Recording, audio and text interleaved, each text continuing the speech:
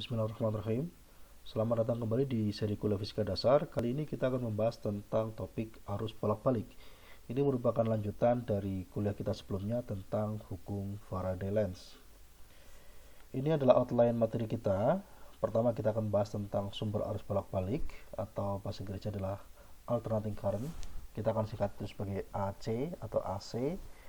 Kemudian kita akan gunakan AC ini untuk mengaliri komponen elektronika, komponen listrik berupa resistor, kemudian induktor dan kapasitor, dan terakhir kita akan rangkai resistor, induktor, dan kapasitor itu dalam sebuah rangkaian serial yang kita sebut sebagai rangkaian R, L, dan C atau rangkaian RLC.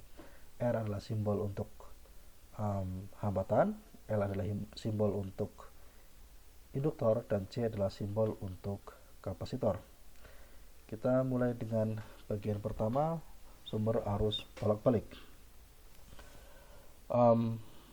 Kita punya situasi seperti ini. Kita punya alat yang terdiri dari ini adalah batang magnet, ya, kutub utaranya menghadap ke arah sini, dan sedangkan yang satunya lagi ini kutub selatan dari magnet yang lain. Jadi ini ada dua magnet yang kita simpan dengan arah kutub yang berbeda seperti ini, kutub utara dan kutub selatan.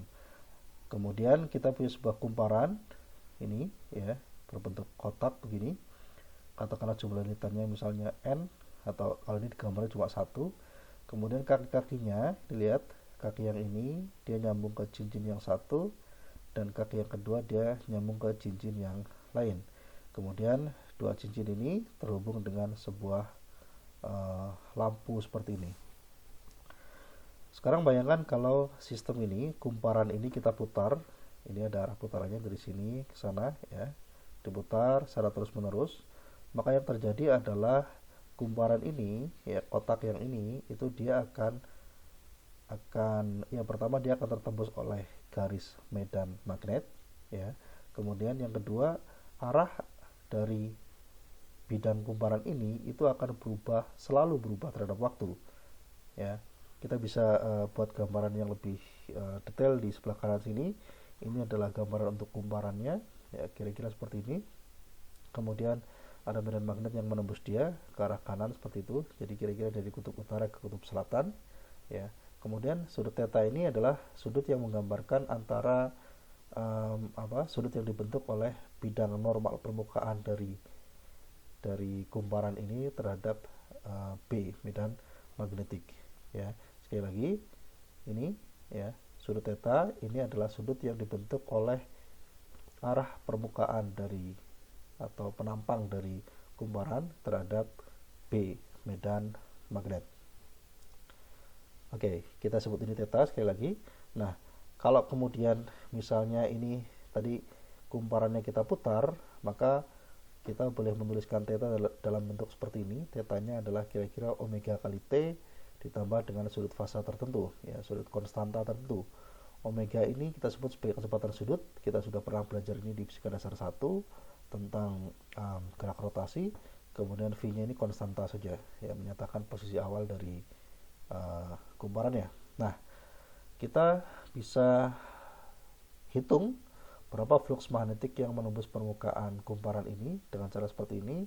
Flux magnetik kita definisikan sebagai B dot A. B adalah medan magnet dan A adalah luas permukaan dari kumparan. Kalau ini kita kerjakan dot produknya, kita akan dapat B kali A kali cos theta. Kemudian kalau jumlah linitannya ini ada N, maka sebenarnya A-nya ini nggak cuma satu, tapi N kali A. Makanya kita tulis N di depan sini. Jadi flux magnetiknya adalah NBA kali cosinus theta. Nah, kemudian kita bisa terapkan hukum Faraday-Lenz untuk mendapatkan GGL induksi yang muncul pada kumparan ini, yaitu epsilon atau GGL induksi sama dengan negatif dari laju perubahan flux magnetik minus d flux magnetik dt. Kalau ini kita kerjakan diferensialnya, kita kira-kira akan dapat hasil seperti ini, ya.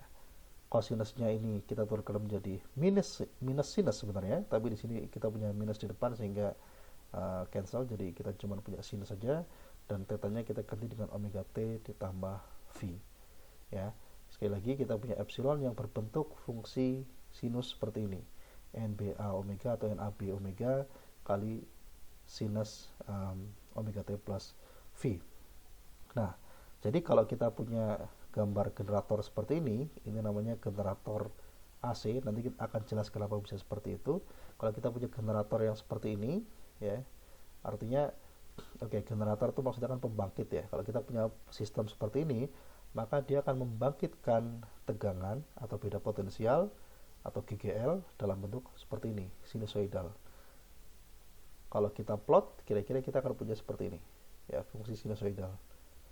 Ya, T-nya ini adalah periode kira-kira 2pi per omega saja, ya. Kemudian nanti kita akan pakai simbol yang agak berbeda sedikit di kuliah ini. Kita akan menggunakan simbol delta V, ya, delta V. Ya, delta V-nya itu dia sama dengan epsilon tadi, yaitu sebesar delta V maksimum kali sinus omega t plus V. Jadi ketika berosilasi dengan fungsi sinus begini, karena ada nilai maksimumnya ya. Nah, nilai maksimumnya atau amplitudonya kita akan simbolkan sebagai delta V maksimum. Ya, delta V maksimum. Ya, delta V maksimumnya tadi dari persamaan sebelumnya juga sudah kelihatan di sini. Kira-kira akan jadi N kali A kali B kali omega. Kita akan tulis seperti ini, N A B omega. Jadi kalau di rumah kita dapat tegangan bolak-balik yang amplitudenya tertentu, ya, amplitudenya tertentu 220 misalnya, itu berarti amplitudo itu dia akan berasal dari suku ini, N kali A kali B kali omega. Atau mungkin suatu saat kita bikin pembangkit listrik gitu, entah pakai air terjun misalnya yang agak besar, atau di bendungan, atau yang kecil misalnya di rumah kita punya pancuran air atau talang air yang kalau pas waktu hujan dia bisa dipakai untuk memutar generator, misalnya generator kecil-kecilan, ya, maka kira-kira tegangan maksimum yang akan kita dapatkan itu bergantung pada 4 variabel ini. Pertama adalah jumlah litan N, yang kedua adalah luas penampang dari kumparan yang kita gunakan, B adalah kekuatan medan magnet atau kuat medan magnet yang kita gunakan, ya, kuat medan magnet permanen yang kita gunakan, dan omega adalah laju sudut dari kumparan kita. Kalau kita punya arus yang deras misalnya, maka kita akan dapat omega yang lebih besar, sehingga pada akhirnya kita punya delta V maksimum yang lebih besar. Contohnya seperti itu. Selain generator AC, sebenarnya kita juga bisa bikin generator DC. Kalau AC itu tadi alternating current, arus bolak-balik, DC itu direct current, arus arah. Ya, arus arah. Caranya adalah kalau tadi di generator AC itu kita punya 2 cincin. Kita balik dulu ke gambar yang tadi. Ini dia, kita punya 2 cincin, yang cincinnya ini utuh ya, nggak ada belahannya. Perhatikan gambar ini. Sementara untuk yang DC kita punya seperti ini. Ini cincinnya satu juga, tapi dibelah ya. Kalau tadi cincinnya 2, cincinnya 1, ya, dibelah, sehingga kedua kaki kumparan ini akan bergantian kerjanya. Misalkan kaki ini, ya, kaki yang atas ini dia tadi nempel, kaki yang atas ini dia tadi nempel di sini, jalan ke sini. Nah, kemudian dia pindah ke bawah. Ketika dia pindah ke bawah, kaki yang ini akan berubah menjadi kaki yang bawah, dan kaki bawahnya ini akan pindah ke atas, sehingga pada akhirnya nanti kita akan punya GGL yang seperti ini, ya, kira-kira naik turun seperti ini, tapi dia akan selalu positif. Bandingkan bedanya, kalau yang ini kita punya, karena tadi fungsi sinusoidal, berarti dia naik turun, bisa positif bisa negatif. Itulah sebabnya dia disebut sebagai arus bolak-balik atau tegangan bolak-balik. Sementara yang ini dia selalu positif, walaupun nilainya naik turun, ya, besar kecil dan seterusnya, tapi dia tidak bolak-balik. Inilah generator DC.